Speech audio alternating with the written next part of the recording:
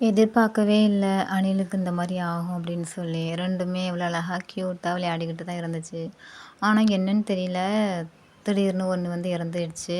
Night விட்டுட்டு காலையில பார்த்தோம். அப்பதான் வந்து அது இறந்து கிடந்துச்சு. என்ன ரீசன் எனக்கு தெரியல.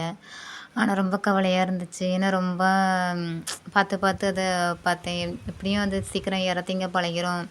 அத பக்கத்துல அங்க வர்ற அணிலோடத சேர்த்து விட்டுறணும். அது போய் அது அதோட ஃபேமிலியோட போய் சேர்ந்துரணும் அப்படின்னு சொல்லி தான் நான் நினச்சிக்கிட்டே இருந்தேன். ஆனா அது நடக்கல. அணில் வந்து 1 இறந்துடுச்சு. இப்போ 1 மட்டும் தான் இருக்குது.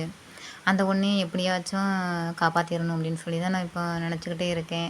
அது எப்படியும் பொழச்சிரும். எப்படியும் அது இறத்திங்க பழகுன உடனே, அத வந்து இங்க வர்ற மத்த அணிலோட விட்டுறணும் அப்படின்னு சொல்லி தான் நான் நினச்சிருக்கேன். நீங்களும் அதே மாரி நினச்சிக்கோங்க ஃப்ரெண்ட்ஸ். அந்த அணில் எப்படியாவது நல்லபடியா இறத்திங்க பழகி, அது அதோட இனத்தோட போய் சேர்ந்துரணும் அப்படின்னு சொல்லி. ஏன்னா நம்மக்கிட்ட இருக்கிறத விட அது அதுங்களோட இருக்கிறப்ப தான் ரொம்பவும் ஹேப்பியா இருக்கும்.